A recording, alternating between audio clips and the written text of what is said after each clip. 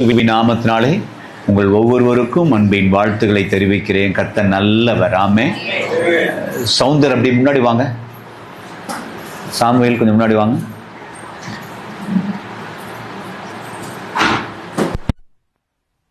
முன்னாடி. ஆண்டவராகிய இயேசுவின் நாமத்தினாலே உங்கள் ஒவ்வொருவருக்கும் அன்பின் வாழ்த்துக்களை தெரிவிக்கிறேன். 2 தெசலோனிக்கேயர் புஸ்தகம் 2ஆம் அதிகாரம் 17வது வார்த்தை. உங்கள் இருதயங்களை தேற்றி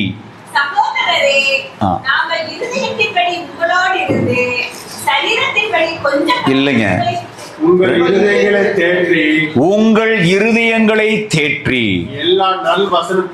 எல்லா நல் வசனத்திலும் நற்கிரிகளிலும் உங்களை ஸ்திரப்படுத்துவாராக. அல்லேலூயா. கவனிங்க, உங்கள் இருதயங்களை தேற்றி, ஆண்டவர் உங்கள் இருதயங்களை தேற்றி எல்லா நல் வசனத்தினாலும் நற்கிரியினாலும் உங்களை ஸ்திரப்படுத்துவாராக. உங்களை ஆண்டவர் ஸ்திரப்படுத்தும்படியாய் விரும்புகிறார். பக்கத்தில் கையை பிடிச்சு சொல்லுங்க, கர்த்தர் உங்களை ஸ்திரப்படுத்துவாராக. ஸ்டீவனு இவரை பிடிக்கணும், நீங்க தம்பி நீங்க அங்க பிடிங்க. பக்கத்துல ஒவ்வொருத்தருங்க கையை பிடிச்சு சொல்லணும். அந்த பத்மா முன்னாடி வர சொல்லுங்க. கொஞ்சம் இப்படி தள்ளி உட்காருங்க. ஆமென். Right, very good. கவனிங்க, நான் அடிக்கடி உங்களுக்கு சொல்லிட்டே இருக்கேன், நீங்க ஒவ்வொருவரும் தீர்க்கதரிசிகள். நீங்க சொல்றபடியே ஆகும்.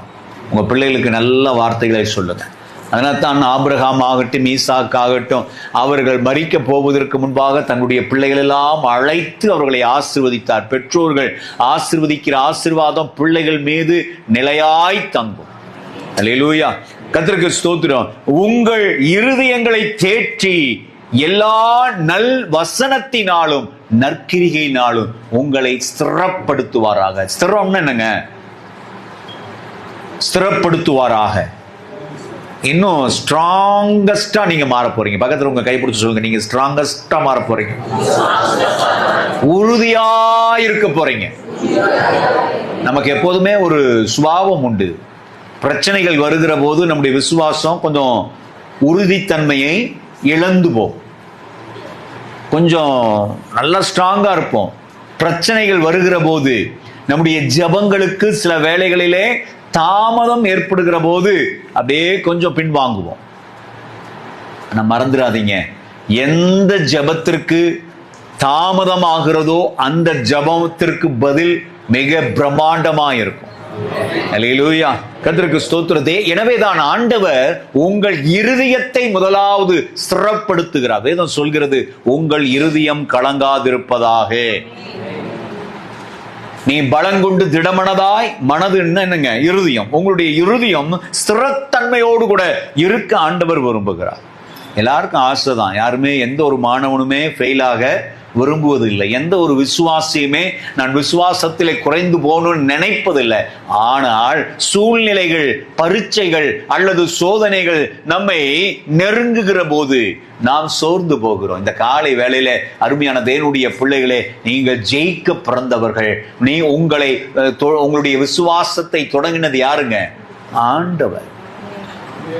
விசுவாசத்தை தொடங்குகிறவரும் முடிக்கிறவரும் அவராயிருக்கிறார். நீங்க அவருடைய கரத்துல இருப்பீர்கள் என்று சொன்னால் போதும். ஒரு ஆமென். கர்த்தருக்கு மகிமை உண்டாகட்டும். உங்களுடைய இருதயத்தை தேவன் தேற்றுகிறார். நியாயாதிபதிகளின் புஸ்தகம் 19ஆம் அதிகாரம் 8வது வார்த்தை. நியாயாதிபதிகளினுடைய புஸ்தகம் 5ஆம் நாளிலே அவன் போவதற்கு அதிகாலமே எழுந்திருந்த போது சிறியின் தகப்பன் இருந்து இருதயத்தை தேற்றிக்கொள் என்றார். இருதயத்தை தேற்றுக்கொள் என்றார். அப்படியே அந்த நேரம் மட்டும் தாமத்திலிருந்து இருவரும் போஜனம் பண்ணினார்கள். 5ஆம் நாளிலே அவன் போகிறதற்கு அதிகாலமே எழுந்தபோது ஸ்திரீயின் தகப்பன் இருந்து உன் இருதயத்தை தேற்றிக்கொள் என்றார். கவனிங்க, தேவன் ஸ்தோத்திரம் உங்களுடைய இருதயங்களை தேற்றுகிற தேவனாய் இருக்கிறார். கர்த்தருக்கு மகிமை உண்டாகட்டும்.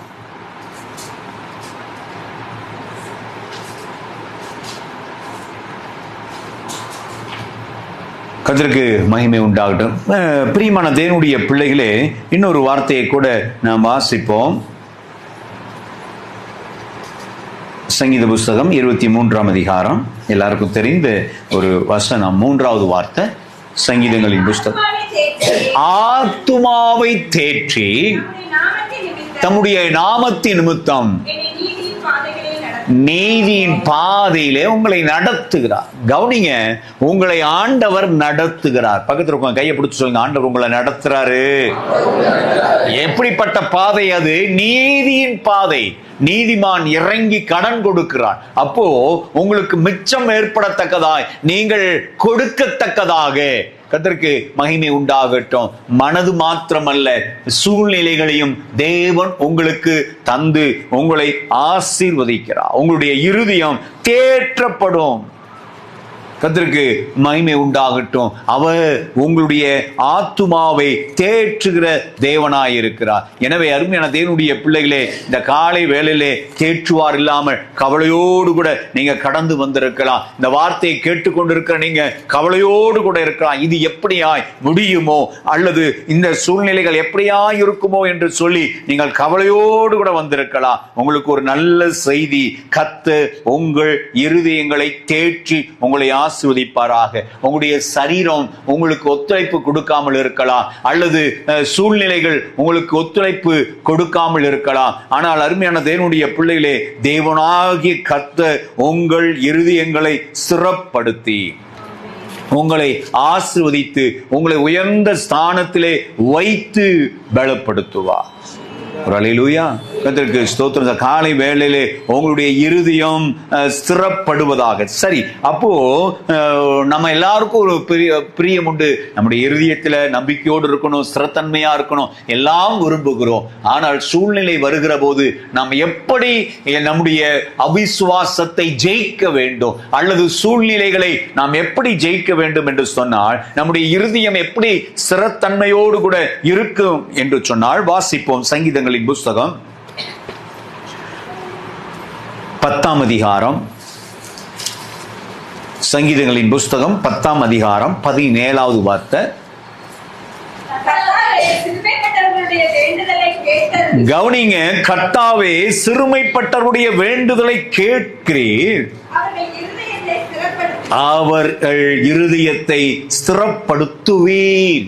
அவர்கள் இருதயத்தை ஸ்திரப்படுத்துவே. இந்த காலை வேளையிலே ஆண்டவர் உங்களுடைய இருதயத்தை ஸ்திரப்படுத்த வேண்டும் என்று சொன்னார், அல்லது பலப்படுத்த வேண்டும் என்று சொன்னார், தைரியப்படுத்த வேண்டும் என்று சொன்னார். அருமையான தேவனுடைய பிள்ளைகளே, நீங்கள் வேண்டுதல் செய்யக்கூடியவர்களாய் இருக்க வேண்டும். ஒரு ஆமே. சிறுமைப்பட்டவருடைய வேண்டுதலை கேட்கிறீர். சிறுமை என்று சொன்னால் என்னங்க? குறைவுகள். ஒருவேளை சரீரத்திலே சுகம் குறைந்த நிலையிலே நீங்க கடந்து வந்திருக்கலாம், அல்லது வியாதியோடு கூட கடந்து வந்திருக்கலாம், அல்லது ஸ்தோத்திர பொருளாதார நெருக்கடியிலே நீங்க கடந்து வந்திருக்கலாம், தேவைகளோடு கூட கடந்து வந்திருக்கலாம். அதுதான் சிறுமை. நம்முடைய தேவைக்கு தக்கதான பலனோ பொருளாதாரமோ அல்லது வேறு அதிகாரங்களோ எந்த காரியத்திலே நீங்கள் குறைவுபட்டிருந்தாலும் இந்த காலை வேளையிலே நீங்கள் வேண்டுதல் செய்கிற போது, நீங்கள் ஜெபிக்கின்ற போது உங்கள் இருதயத்தை தேவன் ஸ்திரப்படுத்துவார். ஒரு ஆமே. கர்த்தருக்கு ஸ்தோத்திரம். அப்போ நம்முடைய இருதயம் ஸ்திரப்பட வேண்டும் என்று சொன்னால், நம்முடைய இருதயம் தைரியமாய் இருக்க வேண்டும் என்று சொன்னால், தைரியமாய் இருந்து தேவனுடைய வாக்குத்தத்தங்களை சுதந்திரிக்க வேண்டும் என்று சொன்னால், முதல்ல நாம் ஜெபிக்க கூடியவர்களாக, வேண்டுதல் செய்யக்கூடியவர்களாய் இருக்க வேண்டும். ஒரு ஆமே. கர்த்தருக்கு ஸ்தோத்திரம். 1 சாமுவேல் புஸ்தகம் 30ஆம் அதிகாரம். தாவீதை குறித்து இந்த இடத்திலே பார்க்கின்றோம். 1 சாமுவேல் புஸ்தகம் 30ஆம் அதிகாரம் 6லிருந்து வாசிப்போம். தாவீது மிகவும் நெருக்கப்பட்டான். சகல ஜனங்களும்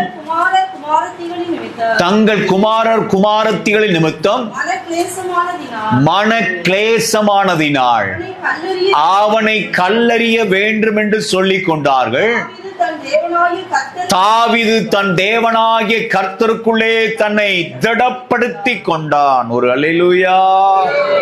தொடர்ந்து வாசிப்போம். அபியத்தார் என்னும் ஆசாரியனை நோக்கி, ஆசாரியனிடத்திலே தேவனுடைய சமூகத்தை நோக்கி அவன் ஓடுகிறான். ஓடி ஏபோத்தை என்னிடத்தில் கொண்டு வா என்றார். அபியத்தார் ஏபோத்தை தாவீதினிடத்தில் கொண்டு வந்தார். தாவீதினிடத்திலே கொண்டு வந்தான். தாவீது கர்த்தரை நோக்கி, கவனிங்க, தாவீது கர்த்தரை நோக்கி, நான் அந்த தண்டை பின்தொடர வேண்டுமா, அதை பிடிப்பேனோ என்று கேட்டான். அதற்கு கர்த்தர், அதை பின்தொடர், அதை நீ பிடித்து சகலத்தையும் திருப்பிக் கொள்வாய் என்றார். ஒரு அல்லேலூயா சொல்லுங்களேன், ஒரு அல்லேலூயா.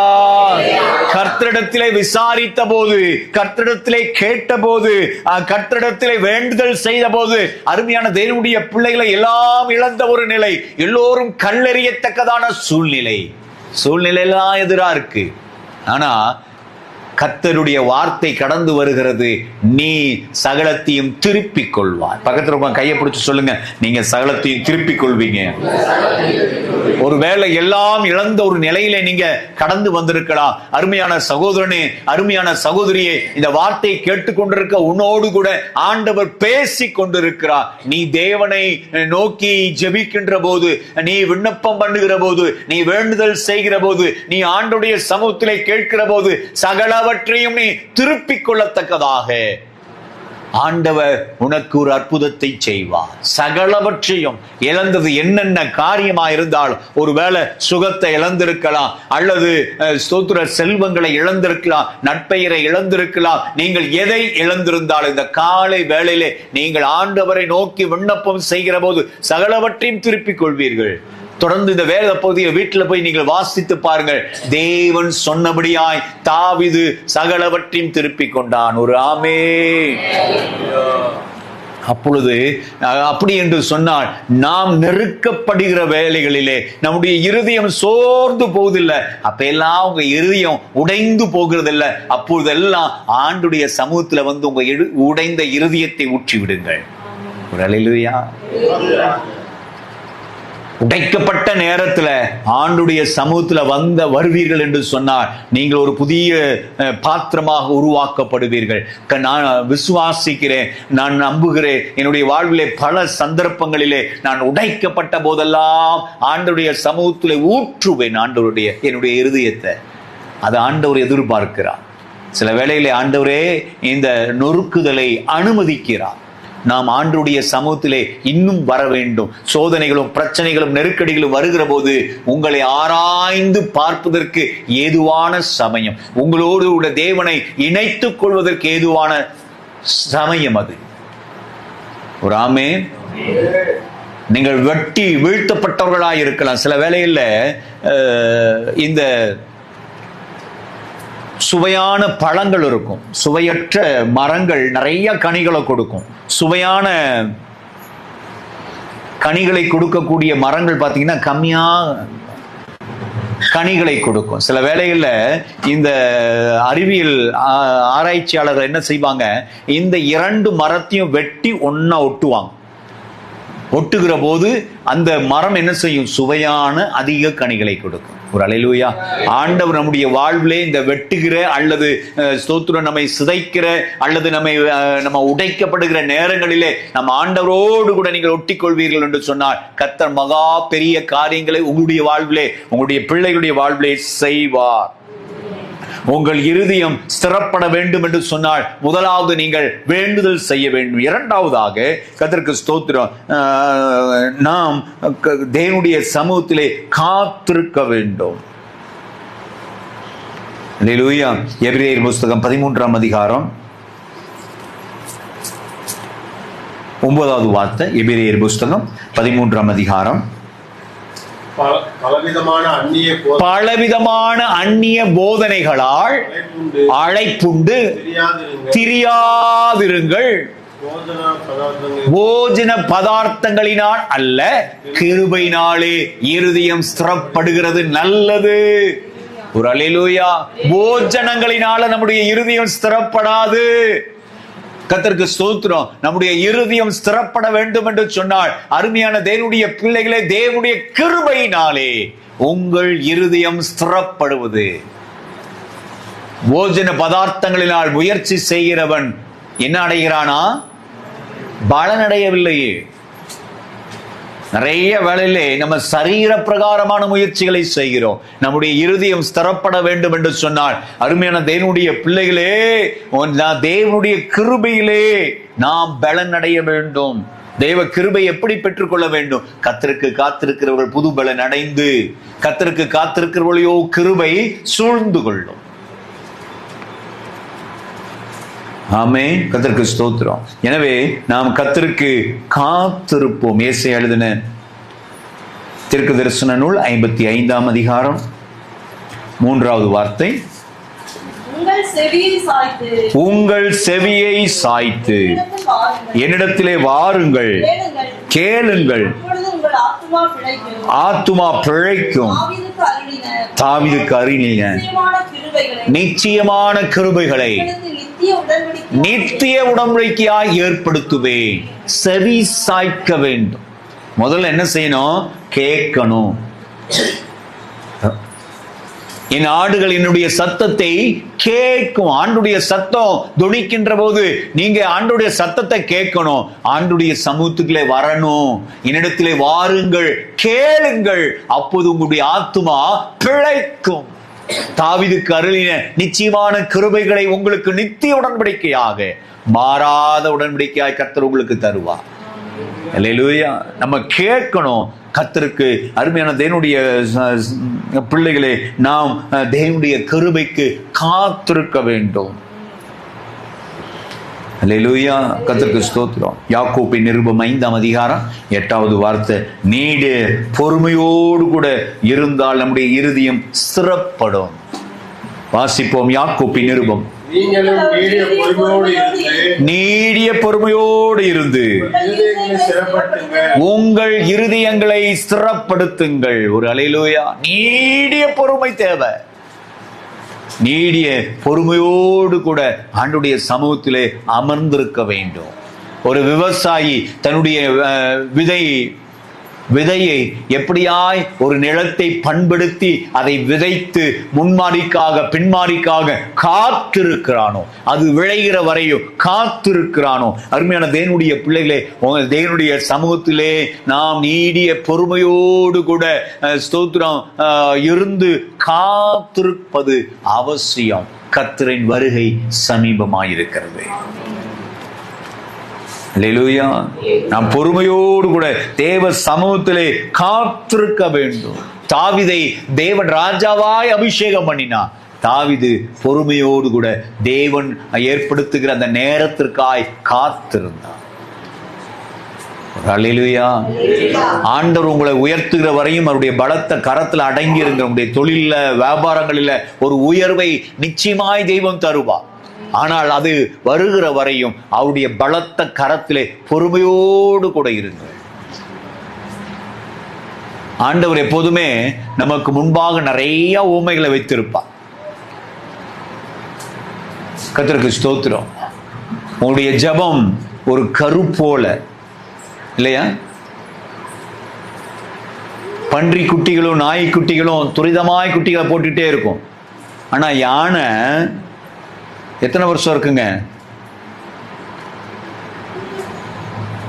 அது கிட்டத்தட்ட ஒரு ஆண்டை கடந்து கருவுற்று இருக்கும். அமைதியா இருக்கும். அது அற்புதமான ஒரு குட்டியை பெற்றெடுக்கும். ஒரு அல்லேலூயா. ஜெபங்கள், உங்களுடைய ஜெபம் என்பது அருமையான தேவனுடைய சமூகத்துல ஸ்தோத்திரம். ஒரு வேலை நீங்க கேட்டுக்கிட்டே இருக்கலாம், மாதங்கள் போய்கிட்டே இருக்கலாம், மற்றவங்க உங்களை அற்பமா பார்க்கறத போல இருக்கலாம், எல்லாம் கடந்து போகும். ஏற்ற வேலை வருகிற போது கர்த்தருக்கு ஸ்தோத்திரம், ஒரு அழகான ஸ்தோத்திரம் யானை குட்டியை பெற்றெடுக்கத்தக்கதாக கர்த்தர் உங்களுக்கு கிருபை தருவார். கர்த்தருக்கு ஸ்தோத்திரம். எலிசபெத் சகரியாவுடைய ஜபங்கள் கேட்கப்பட்டது என்று பதில் எப்ப தெரியுமா வந்தது?